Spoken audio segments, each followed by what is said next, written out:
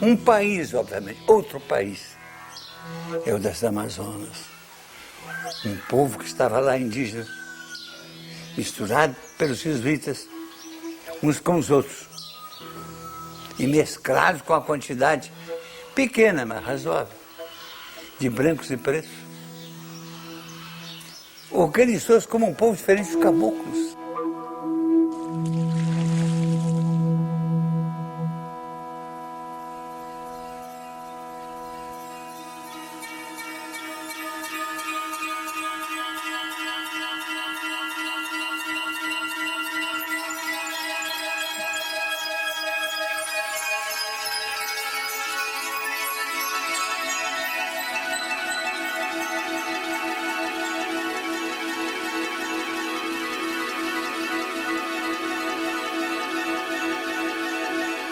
A Amazônia é uma beleza incomparável.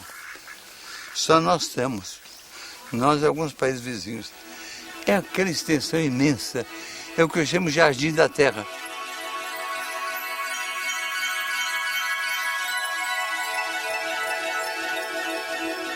A exuberância e o mistério fizeram com que a Amazônia entrasse na história como um reino do mito. Era o Eldorado, lugar fabuloso do ouro, da prata e dos minerais preciosos. Era o espaço das lendárias mulheres guerreiras, as Amazonas, de gigantes, anões, homens com pés voltados para trás, de drogas e plantas fantásticas.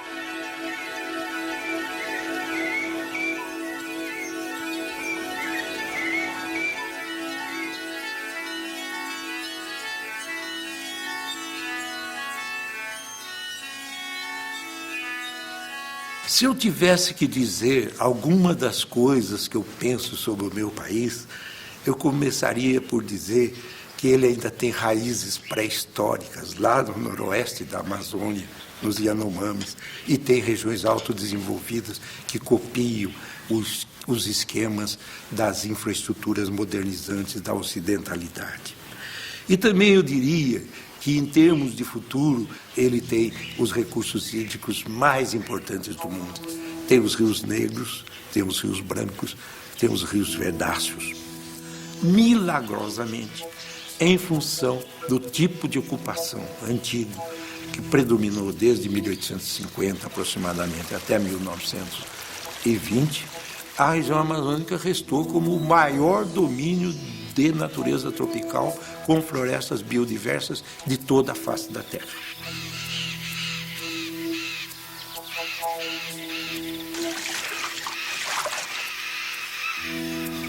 O índio e o caboclo, sobretudo, chamavam de rios os grandes volumes de águas correntes.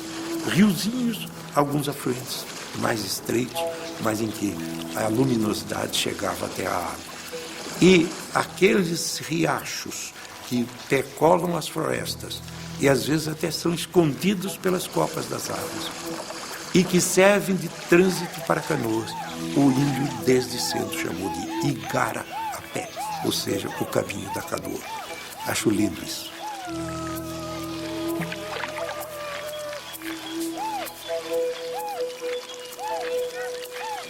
As populações indígenas que habitavam a várzea do Amazonas eram numerosíssimas.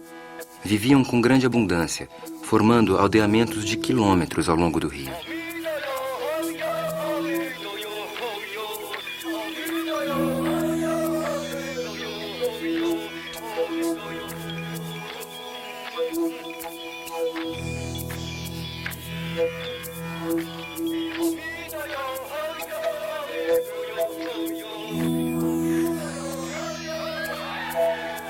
Todo o esplendor desaparece em bem menos de um século.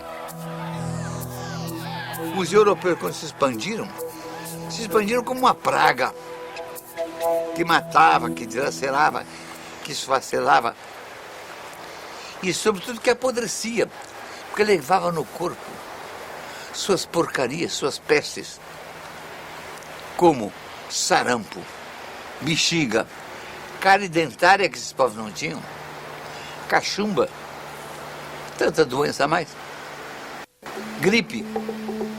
E cada uma dessas doenças matava um grande número de pessoas.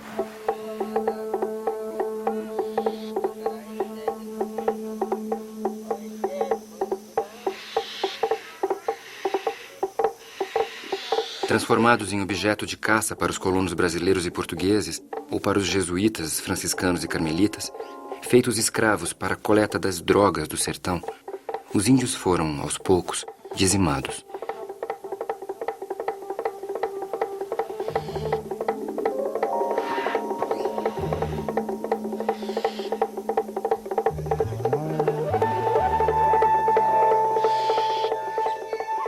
E toda aquela gente se acabou, ou nós a acabamos. Em pouco mais de 30 anos, eram mortos dos ditos índios mais de 2 milhões. Ao longo de 5 séculos, no Brasil caboclo surgiu e se multiplicou uma vasta população de gentes destribalizadas, deculturadas e mestiçadas, que é o fruto e a vítima principal da invasão europeia. Somam hoje mais de 3 milhões aqueles que conservam sua cultura adaptativa original de povos da floresta. No curso de um processo de transfiguração étnica, eles se converteram em índios genéricos, sem língua nem cultura próprias e sem identidade cultural específica. A eles se juntaram mais tarde grandes massas de mestiços, gestados por brancos e mulheres indígenas, que também não sendo índios, nem chegando a serem europeus e falando tupi, se dissolveram na condição de caboclos. O que se forma na Amazônia é uma nova realidade humana e cultural. O caboclo não era índio, o caboclo não era português. O caboclo falava tupi, como língua do estrangeiro que ele aprendeu. Porque naquela zona ninguém falava tupi. Foi o jesuíta que ele traduziu.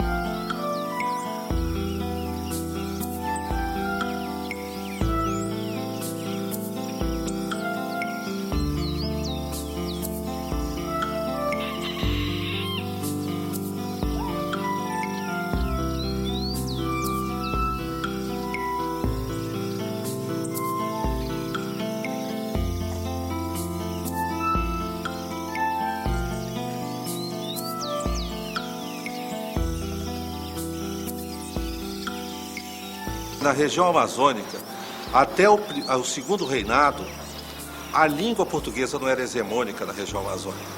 Não se falava português correntemente, mesmo em cidades como Belém e Manaus. A população, realmente o povo da região amazônica, se comunicava na língua portuguesa como segunda língua e se comunicava no que se chama de tupi-guarani moderno, que é o Ningatô, ou seja, a boa língua. A língua portuguesa só começa a penetrar na região amazônica com a política de Dom Pedro II de realizar a hegemonização da língua na região.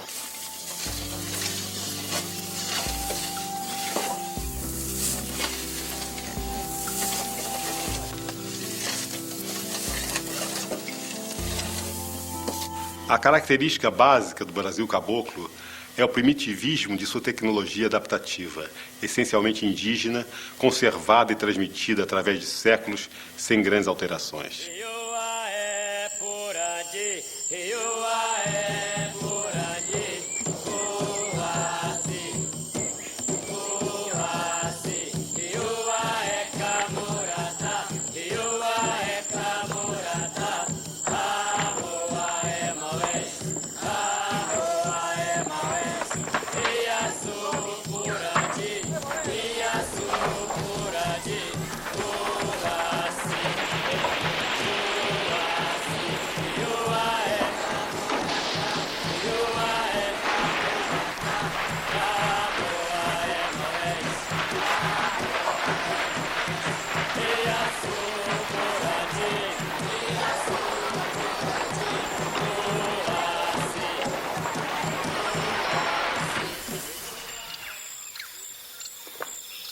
A partir de 1880, a Amazônia é inserida num novo contexto econômico internacional. A região atravessa um período de florescimento econômico. O ciclo ele criou uma cultura extrativista na região, que é um sistema bastante atrasado de economia, criou um sistema de reexportação e importação, criou uma elite mais vinculada com a Europa do que com o Brasil e criou também uma economia que drenava muito mais recursos da região do que deixava nos investimentos lá. Se ele fosse seringueiro, era uma vida desgraçada, porque ele tem que sair de madrugada, cortar, botar as tigelas, tirar, defumar. A vida de seringueiro é muito ruim. E todo o interior do Brasil vive nesse sistema sórdido do aviamento. Aviar quer dizer, o dono da fazenda te avia, ele te adianta comida, ele te adianta pano para roupa, te adianta pólvora, te adianta bala, e você paga com o produto. E é nesta hora de acertar as contas que a balança geralmente pende para o lado do rico. O seringueiro está sempre devendo. O ciclo inseriu cidades como Manaus, que foi a capital mundial da borracha, no contexto internacional, na política nacional, e reforçou Belém como grande capital da região amazônica.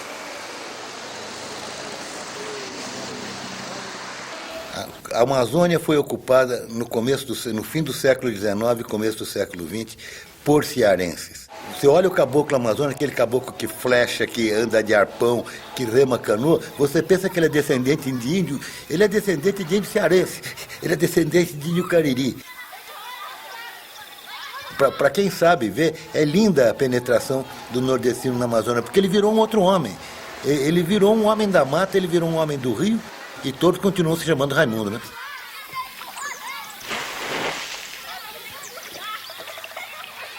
Logo que acabou a Primeira Guerra Mundial, o que se viu na região foi a debandada completa. Famílias inteiras embarcaram de Manaus escapando, empresários se suicidaram, casas começaram a ruir, palacetes invadidos pela selva a partir daí.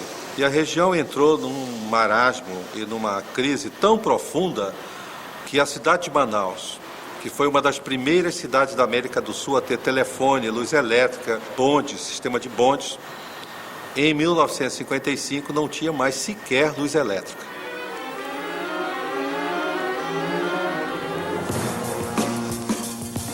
A rodovia transamazônica é demasiado recente para entrar na história, mas a experiência de sua construção já muito importante como documento. Para abrir os 2.200 quilômetros da estrada, as frentes de trabalho penetraram em trechos de mata, onde de certo jamais havia pisado um pé humano. Até que, com a ditadura militar e a megalomania dos militares, eles resolveram fazer o que eles chamavam de integração regional e puxar a região atrasada para a modernidade. Loteou a região aos grandes grupos econômicos internacionais. E aí começa a via crucis da região. O que ocorre na região nesse período? Uma intensificação dos conflitos agrários, uma agressão aos territórios indígenas, a destruição e o contato dos povos indígenas que estavam isolados até aquele presente momento. Nos últimos 30 ou 40 anos, e infelizmente, adotaram-se muitas técnicas de abordagem da Amazônia e houve certamente em alguns lugares uma ação negativa pela emenda da degradação ao longo de rodovias, ferrovias eventuais, braços de igarapés e no fim sobra pouco. A crise gerada entre os poceiros e os novos proprietários impulsionados pelos grandes projetos da ditadura, gerou uma contradição, gerou um pensamento crítico, gerou figuras como o Chico Mendes, por exemplo, que deu sua vida na defesa de outras perspectivas para os trabalhadores das frentes extrativistas. Infelizmente, a respeito dessa questão de propriedade de terras, estamos no Brasil não só muitíssimo atrasados, como também numa situação mais do que lastimável, vergonhosa. sertões onde nunca pisou homem civilizado já figuram nos registros públicos como pertencentes ao cidadão A ou B. Mais tarde ou mais cedo, conforme lhe soprar o vento dos interesses pessoais, esses proprietários expelirão dali os índios, que, por uma inversão monstruosa dos fatos, da razão e da moral, serão desde então considerados e tratados como se fossem eles intrusos, salteadores e ladrões. Na verdade, a civilização não se revelou capaz, até agora, de desenvolver um sistema adaptativo ajustado às condições da floresta tropical, multiplicável através de um modelo empresarial que lhe assegure viabilidade econômica.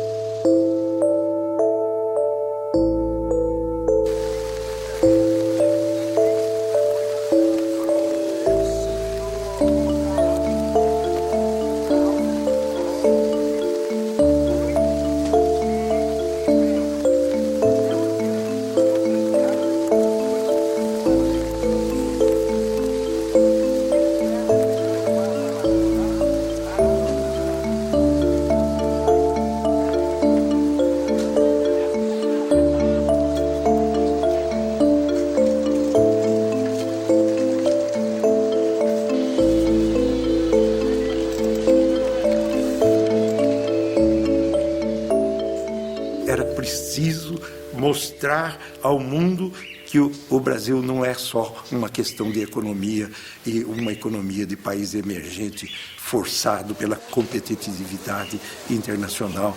Aqui o problema é diferente. Nós vamos do índio que ainda está com coleta e caça dentro da floresta e que nós temos que proteger e exigindo medidas especiais para que as pessoas que saiam desses ambientes pré-históricos e entrem em contato com os homens da pseudo-civilização, para que essas pessoas, quando se adentrem no outro Brasil, o Brasil herdado da colonização, elas não sejam reduzidas a uma extrema pobreza e a uma posição muito difícil dentro das sociedades ditas modernas.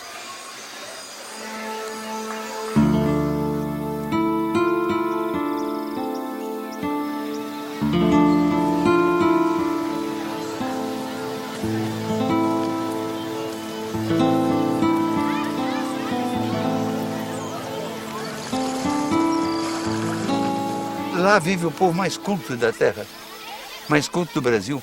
Se a gente pusesse essa população cabocla, que tem 10 mil anos de sabedoria que herdada dos índios, que sabem plantas formidáveis, cupuaçu, bacuri, tanta fruta que dá para fazer sorvete, suco. Se eles fossem para o mato plantar isso, o mato se enriqueceria e eles podiam ter uma vida regalada e linda. Eles podiam criar jacaré, que a carne é gostosa, mas sobretudo criar peixe. Os melhores peixes do mundo são os da Amazônia. Criar peixe, milhões. Então a Amazônia pode ser de uma prosperidade enorme.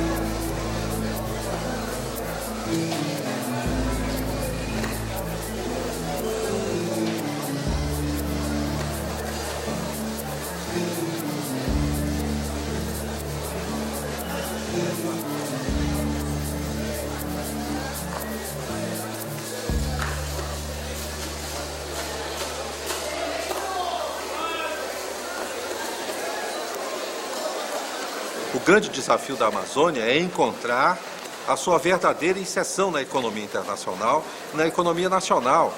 É encontrar uma tecnologia, é inventar uma tecnologia compatível com os trópicos.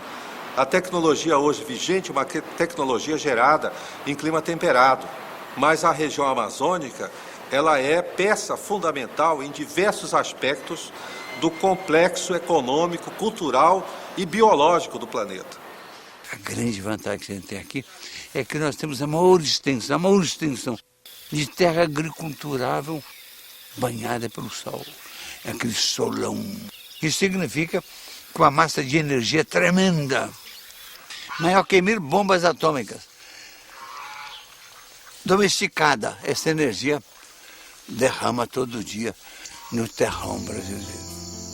O que nós temos que fazer é colonizar essa energia solar para criar verde, mais verde. Não há país que tenha um agual como o agual. Rios, os maiores rios do mundo, os mais caudalosos, os mais compridos. É muita água que tem no Brasil. Um dos projetos do Brasil é esse enorme da biomassa.